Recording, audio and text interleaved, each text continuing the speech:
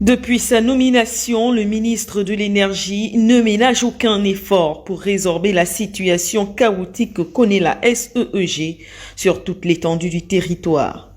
Après Bitam, Oyem et d'autres provinces, ce samedi 8 mars, Séraphin Akouredavin s'est axé sur la province du Moyen-Ogooué, particulièrement à Lambaréné, où une réunion technique s'est tenue, suivie d'une visite des sites.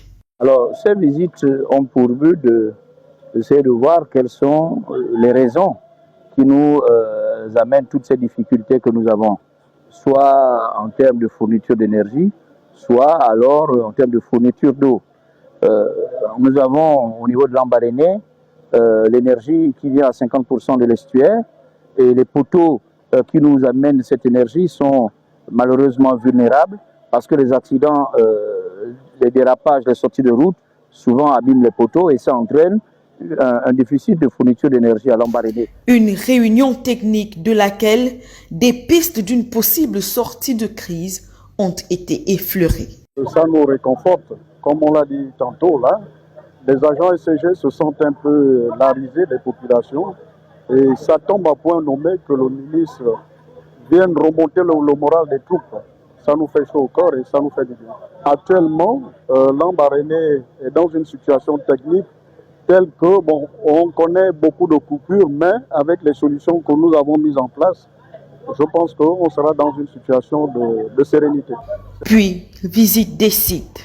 D'abord, la centrale thermique située dans la rive gauche, où s'opposent d'énormes difficultés en termes d'équipement. Dotée de 5 groupes électrogènes, seuls 2 sont fonctionnels. Un matériel vétuste, véritable ancrage à la redistribution de l'eau et de l'électricité. On a présenté au ministre un certain nombre de solutions. Déjà donc dans les installations actuelles, il faut faire des travaux pour fiabiliser les installations actuelles, optimiser les moyens de production actuels et puis assez rapidement il faut penser à faire des investissements qui vont permettre d'augmenter les capacités de production et donc pouvoir aller donc vers ces zones périphériques. Une situation qui arrache du sommeil le ministre de l'Énergie, qui veut dans les plus brefs délais apporter des solutions à court, moyen et long terme. Les sites de traitement en eau, quant à eux, sont sujets à des inondations. Comme il y a 3 sites principaux à Lambaréné, chaque site puisse avoir sa station de pompage d'eau et améliorer bien sûr la fourniture. La seule difficulté, il faut le dire, il ne faut pas avoir peur de le dire, la plupart des ouvrages que nous avons visités sont déficients. Nous sommes ici à Thiers. Cette station de pompage d'eau souffre des inondations. Et nous savons que les inondations, nous en avons souvent. Et dès que le site est inondé, ben, on n'a pas de production d'eau, donc c'est vraiment un souci. Nous allons ensuite visiter des châteaux d'eau. Là aussi, il y a des défaillances techniques, donc il est important que nous mettions un peu de rigueur dans l'exécution et dans le choix des projets que nous retenons.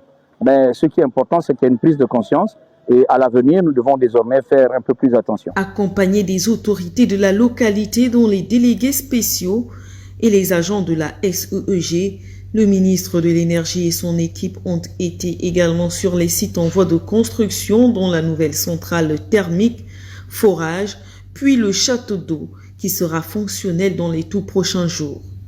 Effet boule de neige à travers le pays, le cas de Lambaréné n'est pas isolé. La société qui, pour relever sa situation, devra faire des investissements à hauteur de plusieurs milliers de milliards de francs CFA, pourrait être confrontée à une autre problématique, celle de l'administration provisoire, qui ne constitue pas une garantie pour d'éventuels ou potentiels investisseurs.